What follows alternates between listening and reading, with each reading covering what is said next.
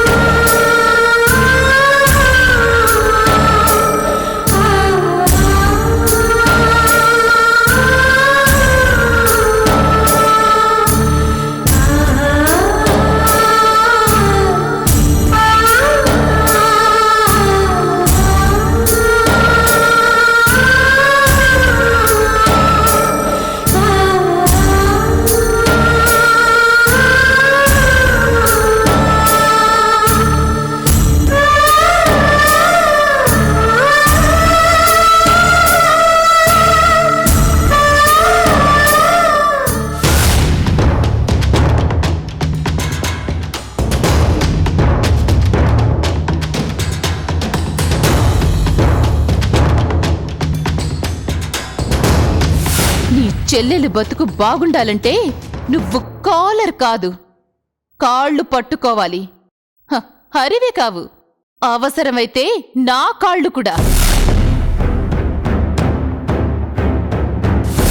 షాకింగ్గా ఉందా?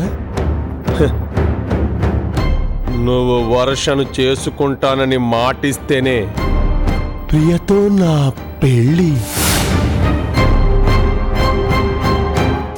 ఇక ఈ క్షణం నుంచి నీ పతనం ప్రారంభమవుతుంది.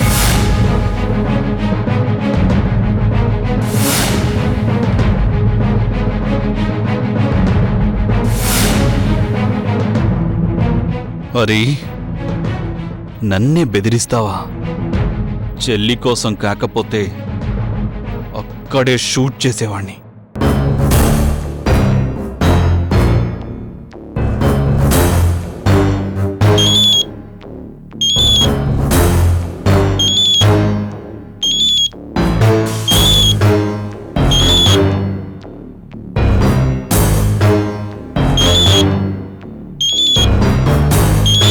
అగ్నివర్ష,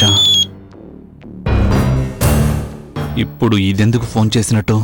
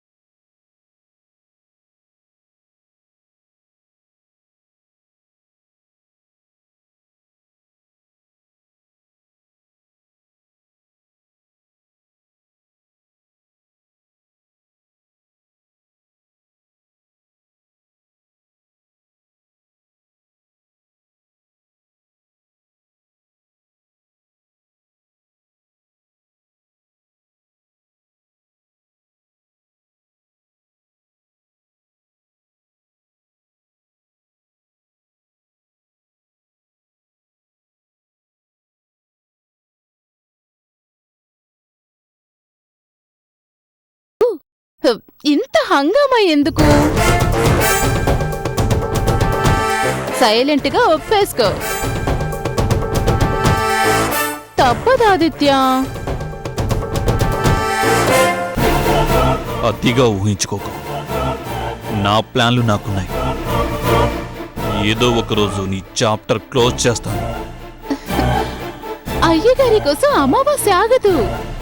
నువ్వు మీనమిషాలు లెక్కించి టైం తీసుకుంటానంటే అక్కడ ప్రియ కడుపులోని నిజం పెరిగి పెద్దదవుతూనే ఉంటుంది.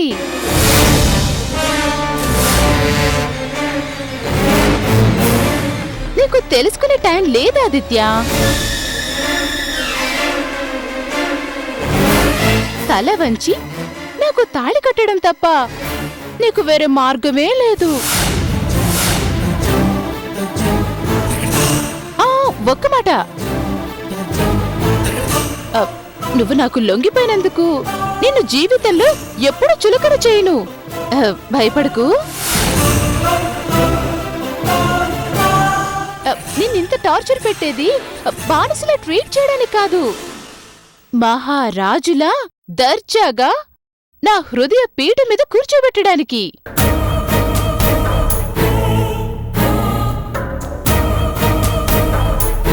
నీ నిర్ణయం వల్ల నీకు ఏ ఇబ్బంది ఉండదని చెప్పడానికే ఈ విషయం చెప్తున్నాను.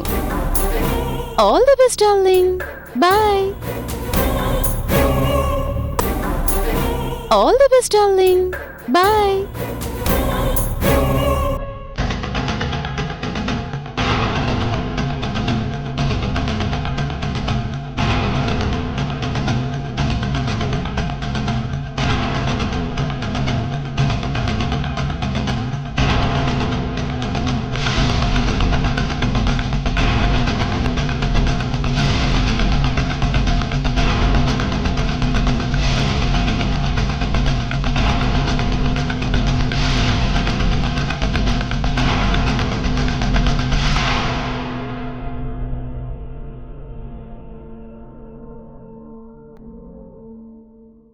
అన్నయ్య,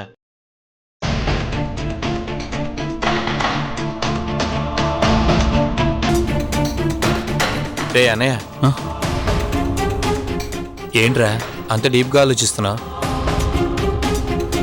ప్రియ గురించేగా?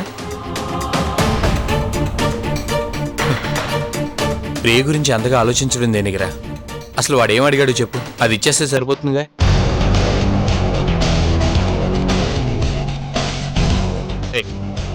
ఈ విషయంలో ఎందుకు ఇంతగా సైలెంట్ అయిపోతున్నావు నువ్వు? అసలు వాడు ఏమడిగాడు? చెప్పేదైతే అప్పుడే చెప్పేవాడిగా. ఓకే, ప్రియ గురించి అడిగావు కనుక చెప్తున్నా. వాడు ఏమడిగాడో, వాడికి ఏం కావాలో, వాడికి నేనేమివ్వాలో నాకు బాగా తెలుసు. కానీ ఒక్కటి మాత్రం గుర్తుంచుకో, ఎన్ని ఇబ్బందులు ఎదురైనా సరే ప్రియ పెళ్లి మాత్రం ఆ హరితోనే జరుగుతుంది. అంతదాకా దయచేసి నన్నేం అడగొద్దు ప్లీజ్.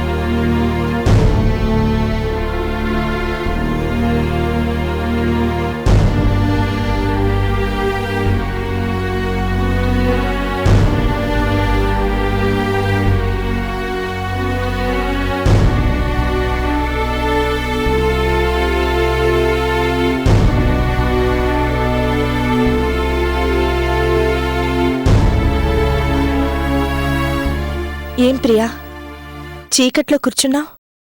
చీకటి కాక నాకింకేం మిగిలింది చెప్పు. ఇప్పుడేం ముగిసిపోయిందని అంత నిరాశపడుతున్నా? నువ్వలా అధైర్యపడితే మాత్రం వచ్చే లాభం ఏమన్నా ఉందా? ఇప్పుడు నేను చెయ్యాల్సింది మాత్రం ఏముంది? చాలా ఉంది ప్రియా. ముందు నువ్వు ప్రశాంతంగా ఉండాలి.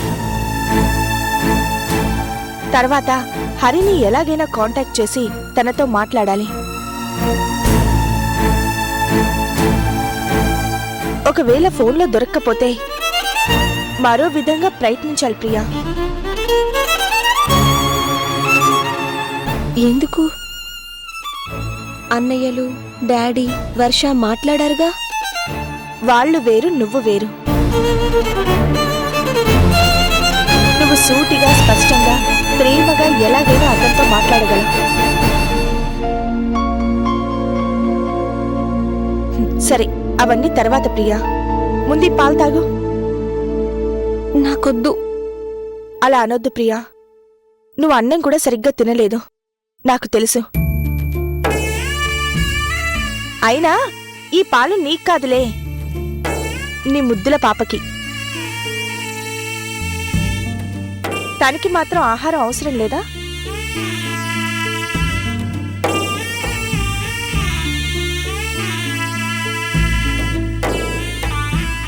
పిచ్చి ప్రియా, ఎందుకా కన్నీళ్ళు? నేను తిన్నానో లేదో అమ్మ పట్టించుకోలేదు. కనీసం నేనంటూ ఒకదాన్నున్నానని అందరూ మర్చిపోయారు. కానీ నువ్వు నా కోసం, నా కడుపులోని బిడ్డ కోసం ఆలోచిస్తున్నావు. కేవలం నిన్ను చూస్తేనే అప్పుడప్పుడు బ్రతకాలనిపిస్తుంది వదినా. అదేం లేదు ప్రియా. అత్తయ్య మాత్రం నీ మీద ప్రేమ లేకనే అరిచిందా?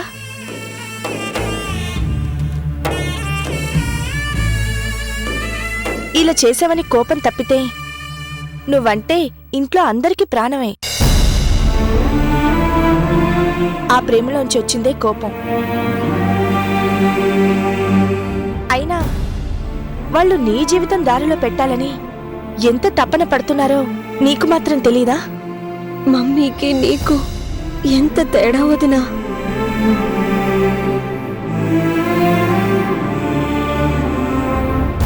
నువ్వు మంచి చెప్పినా నిన్ను నన్ను కలిపి ఎన్నోసార్లు తిట్టింది. అదే నువ్వు మమ్మీని మాట పడనివ్వట్లేదు. నిన్నెంత రాచి రంపాన పెడుతుందో కూడా మర్చిపోయి ఆమె మనసును చూసిన మానవత్వం నీది. అంత పెద్ద మాటలు నీకు సూట్ కావు, కానీ ముందు పాలు తాగు.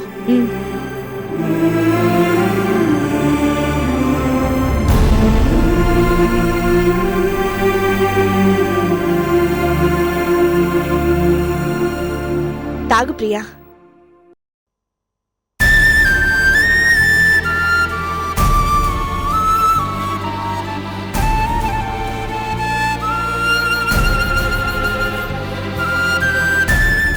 ప్రియా, అత్తయ్య నా మీద కోపంగా ఉందంటే అందుకు కారణం ఉంది. ఏ యాంగిల్లో చూసినా నేను దోషిగానే కనపడుతున్నాను గనక తనలా ప్రవర్తిస్తోంది.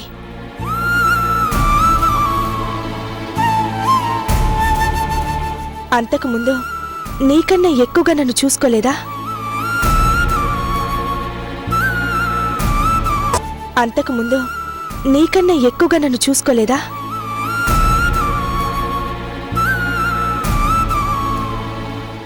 ఈ బ్యాడ్ టైం తొలగిపోయి అన్ని నిజాలు బయటకొచ్చిన నాడు మళ్ళీ అత్తయ్య తప్పక ఆదరిస్తుంది.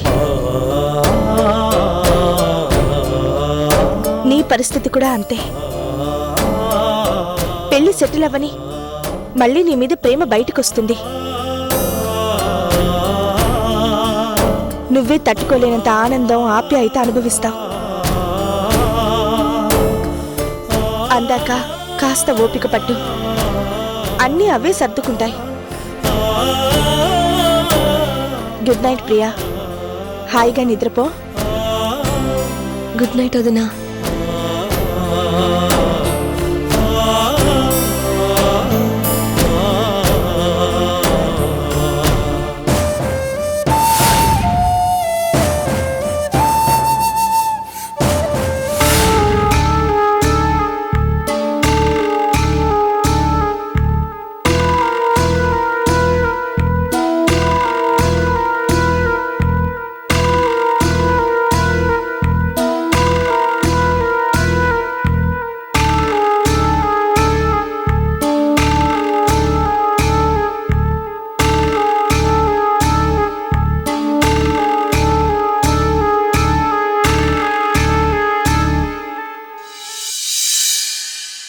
ఎందుకంటే ప్రియ తన సొంత చెల్లెలు కాదుగా.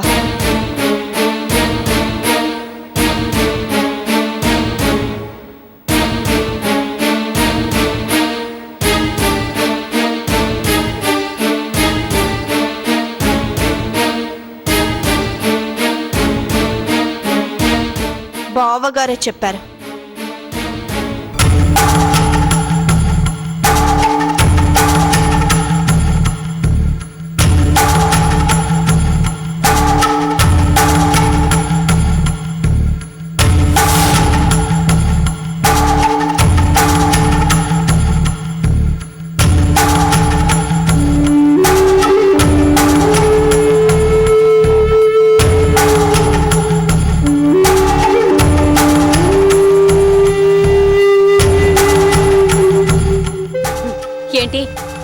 మోసుకొచ్చావు? సరాసరి నా గదిలోకి వచ్చావు.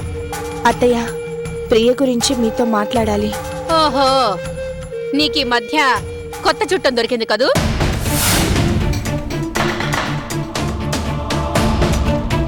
అది చెడిపోవడానికి కారణం నువ్వే. నిన్ను చూసి అది అలా తయారైంది. ఇప్పుడు దాని పరిస్థితిని చక్కగా ఉపయోగించుకొని దానికి దగ్గరైపోయావు. అలాగే అందరికీ సమస్యలు సృష్టించి అందరికీ దగ్గరైపోతూ ఉండు.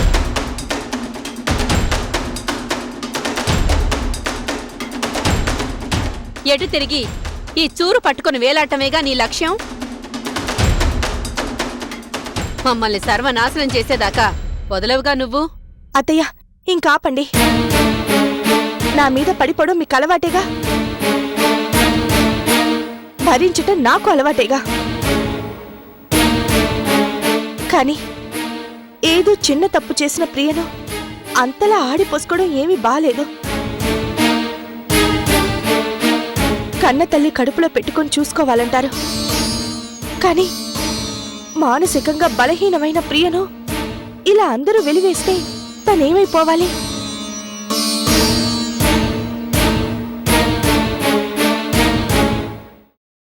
కనపడితే తిట్టడం, లేకపోతే పట్టించుకోకపోవడం. ప్రియ ఎంత కుమిలిపోతుందో తెలుసా?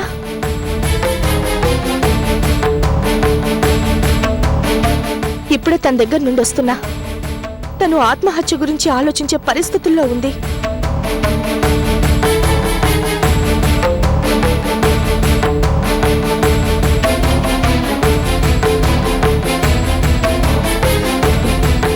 ఏంటి, ఏదో భయపెట్టి 4 నీతులు చెప్పి పోదామని వచ్చావా? నీ పప్పులేం ఉడకవు. నా కూతుర్ని ఎలా చూసుకోవాలో నాకు బాగా తెలుసు. ఎలా చూసుకోవాలో మీకు బాగా తెలుసు, కానీ చూడ్డం లేదు.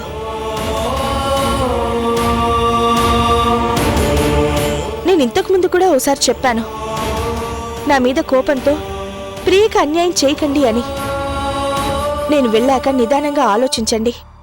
సంధ్య చెప్పిందని కాకుండా ప్రియ గురించి చెప్పిందని ఆలోచించండి. అంతకు మించి ఇందులో నేను ఆశించేదేమీ లేదత్తయ్య. ఇక మీ ఇష్టం. ఆగు. మొన్నేమన్నావు? ప్రియ తన సొంత చెల్లెలు కాదని ఆదిత్య చెప్పాడా? అవును. నిజం చెప్పు, అది అబద్ధం కదూ? కాదు, నిజం. నిజమా? అయితే ఎప్పుడు చెప్పాడు? ఎందుకు చెప్పాడు? చెప్పు.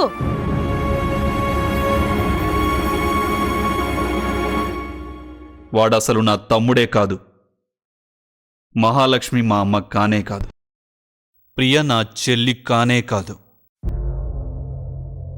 నేనే మాట్లాడవే. అయినా నీకెందుకు చెప్పాడు వాడు? నేనేది చెప్పినా నమ్మరుగా. మీకు మీ పెద్ద కొడుకు మీదే పెద్ద గురి కదా. మీరే అడగండి, సంధ్యకు పర్సనల్ గా ఆ మాట ఎందుకు చెప్పాల్సి వచ్చింది అని, ఎప్పుడు చెప్పాల్సి వచ్చింది అని. ఏదో ఒకటి చెప్తాడు, నమ్మేయండి. మీకు అలవాటే కదా, మధ్యలో నన్ను అడగడం ఎందుకు?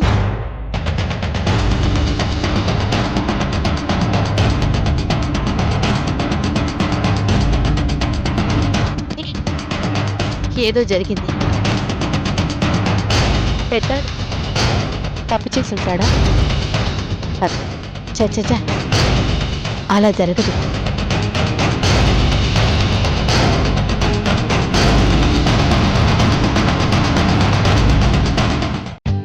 For more updates, like, comment, subscribe to our channel. Hey darlings, గంటని click చేయడం మర్చిపోకండి.